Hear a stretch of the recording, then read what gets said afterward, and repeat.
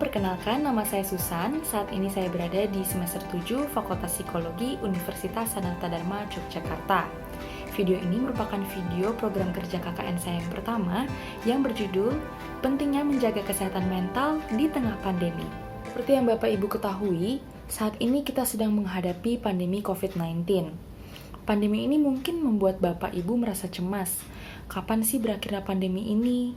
Kapan sih saya bisa bertemu orang lain secara bebas lagi? Apakah saya akan tertular juga gitu?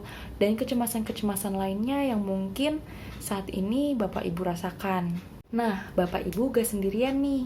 Beberapa penelitian menunjukkan bahwa tingkat kecemasan masyarakat Indonesia semakin meningkat semenjak masa pandemi ini.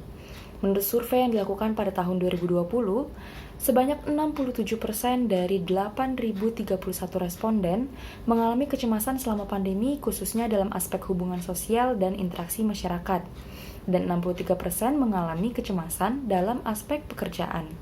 Perlu Bapak Ibu ketahui bahwa rasa cemas yang Bapak Ibu rasakan saat ini merupakan hal yang wajar. Akan tetapi, rasa cemas tersebut perlu kita kendalikan agar kita dapat menolong diri kita sendiri serta kita tetap bisa produktif selama pandemi. Nah, disitulah pentingnya menjaga kesehatan mental kita selama pandemi ini. Mungkin saat ini Bapak Ibu masih bertanya-tanya nih, dari tadi aku ngomongin kesehatan mental tuh maksudnya apa sih kesehatan mental itu? Nah, kesehatan mental mencakup kesejahteraan emosional, psikologis, dan sosial. Hal ini mempengaruhi cara kita berpikir, merasa, dan bertindak. Kesehatan mental juga menentukan bagaimana seseorang menangani stres, bagaimana seseorang berhubungan dengan orang lain, dan tentunya membuat pilihan-pilihan dalam hidup. Lalu, bagaimana ciri-ciri orang dengan kesehatan mental yang baik? Seseorang yang memiliki kesehatan mental yang baik dapat menyadari kemampuan dan potensi yang dimilikinya. Ia mengetahui batasan kemampuannya dan mengetahui potensi yang dimilikinya pula. Contohnya, oh saya baik nih dalam berkomunikasi. Di satu sisi, saya juga kurang baik dalam mengingat hal-hal yang penting. Dari situ ia dapat mengetahui potensi apa yang dapat ia kembangkan dan kelemahan mana yang bisa ia perbaiki. Misalnya dari yang kelupaan tadi, ia akhirnya membuat catatan atau agenda untuk menjadi pengingatnya. Seseorang yang memiliki kesehatan yang baik juga dapat beradaptasi dengan perubahan dan dapat mengatasi tekanan dalam kehidupan. Di tengah kondisi yang menuntut kita untuk berubah, ia mampu untuk tetap stabil dan mengatasi tekanan-tekanan tersebut. Kesehatan yang baik juga dicirikan dengan seseorang yang dapat bekerja secara produktif. Ia mampu menjalankan tugas dan tanggung jawabnya sehari-hari dengan baik. Ciri-ciri seseorang yang memiliki kesehatan mental yang baik juga dapat dilihat dari kontribusinya bagi orang-orang di sekitarnya. Ia mampu memberikan kontribusi bagi komunitasnya, baik itu di lingkungan tetangga, pekerjaan, komunitas keagamaan, pertemanan, bahkan keluarganya sendiri juga. Jika seseorang mengalami masalah kesehatan mental, pemikiran, suasana hati, dan perilaku yang dimilikinya dapat terpengaruh. Biasanya, gangguan kesehatan mental ini juga mengganggu hubungan sosialnya, pekerjaan, ataupun dalam keluarga. Masalah kesehatan mental ada berbagai jenis, seperti gangguan kecemasan, depresi, gangguan bipolar, gangguan makan, dan gangguan psikotik seperti skizofrenia dan lainnya. Namun sayangnya, banyak orang yang memiliki penyakit mental malah justru malu atau gak mau untuk membicarakannya. Padahal penyakit mental ini sama dengan penyakit medis lainnya seperti sakit jantung atau diabetes. Dan kondisi kesehatan mental ini juga dapat diobati dan diperbaiki sama seperti kesehatan medis lainnya. Lalu apa saja faktor-faktor yang menyebabkan gangguan kesehatan mental? Yang pertama, faktor biologis. Gen atau ketidakseimbangan kimiawi di otak kita dapat menyebabkan gangguan kesehatan mental. Yang kedua, faktor pengalaman hidup seperti stres, trauma, atau riwayat pelecehan, terutama yang dialami saat masih kecil atau masih anak-anak. Yang ketiga, faktor turunan atau riwayat keluarga yang memiliki masalah kesehatan mental.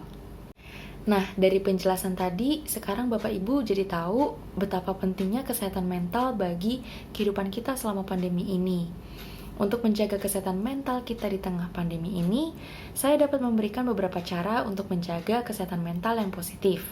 Cara-cara ini saya adaptasi dari website Departemen Kesehatan dan Layanan Kemanusiaan Amerika Serikat dan WHO. Yang pertama, Bapak Ibu perlu memahami bahwa rasa cemas yang Bapak Ibu rasakan saat ini merupakan sesuatu hal yang wajar. Berceritalah kepada orang-orang yang dapat dipercaya dan tetaplah terhubung dengan orang lain meskipun hanya sebatas telepon atau video call. Jika sumber kecemasan Bapak Ibu berasal dari berita-berita yang menampilkan virus corona, silakan membatasi dulu penggunaan media sosial, televisi, dan berita di situs online untuk sementara waktu. Yang kedua, Bapak Ibu dapat menuliskan apa yang menjadi kegelisahan Bapak Ibu sekalian selama ini. Ceritakanlah dalam tulisan tersebut apa yang saat ini sedang dirasakan dan apa yang saat ini sedang dipikirkan oleh Bapak Ibu sekalian. Nah, dengan menuliskan hal-hal tersebut, Bapak Ibu jadi menyadari nih, apa yang sebenarnya menjadi kegelisahan selama ini. Setelah kita menyadari, Bapak Ibu bisa melihat mana yang bisa kita ubah, yang bisa kita kontrol, dan mana yang memang di luar kendali kita, yang nggak bisa kita kontrol. Dan selanjutnya, yang bisa kita ubah dan bisa kita kontrol, itu bisa kita rencanakan ke depannya akan kita apakan. Yang ketiga, fokuslah pada aktivitas yang sedang dikerjakan. Contoh sederhananya nih, kalau Bapak Ibu lagi dengerin lagu, coba berikanlah fokus sepenuhnya pada lagu tersebut. Kira-kira liriknya ngomongin tentang apa sih? Terus musiknya gimana? Nadanya gimana? Terus perasaan Bapak Ibu apakah senang atau sedih mendengarkan lagu itu? Nah, Bapak Ibu bisa melatihnya misalnya pas lagi ngobrol. Pahami informasi lawan bicara kita, gimana nada suaranya, gimana ekspresi wajahnya juga. Jadi kita bisa memberikan perhatian sepenuhnya terhadap apa yang sedang kita kerjakan. Yang keempat, menyadari nilai-nilai dalam peran. Maksudnya apa? Misalnya peran Bapak Ibu di rumah sebagai orang tua. Nah, coba tanyakan pada diri sendiri. Anda ingin jadi orang tua yang seperti apa? Misalnya, orang tua yang penuh kasih sayang, bijaksana, penuh perhatian, bertanggung jawab, tenang, peduli, melindungi, dan berani. Nah, nilai-nilai ini menggambarkan seseorang yang bagaimana sih yang Bapak Ibu inginkan, dan bagaimana Bapak Ibu ingin memperlakukan diri sendiri dan orang lain di sekitar. Mungkin memang sulit untuk di awal saat kita memulainya, tapi kalau untuk memiliki kemampuan baru, pasti kita perlu latihan terus kan? Yang terakhir, tetaplah beraktivitas secara fisik. Bapak Ibu bisa berolahraga secara rutin, kayak misalnya jalan-jalan keliling komplek atau ke luar komplek, jogging sama tetangga-tetangga. Nah, meskipun cuma 30 menit sampai 1 jam dalam satu hari, tapi jika dilakukan secara rutin, dapat melepaskan hormon kebahagiaan dalam otak.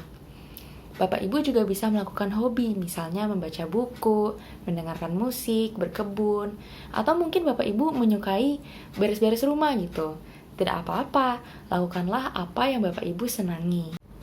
Nah, semoga ilmu tentang kesehatan mental di tengah pandemi ini, beserta dengan upaya-upaya untuk menjaga kesehatan mental ini, dapat bermanfaat bagi Bapak Ibu sekalian di rumah.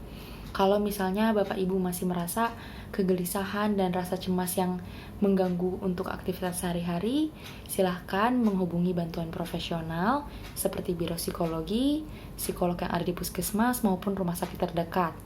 Atau mencari layanan konsultasi online juga boleh. Karena sama seperti penyakit fisik, gangguan kesehatan mental juga dapat disembuhkan seperti penyakit medis.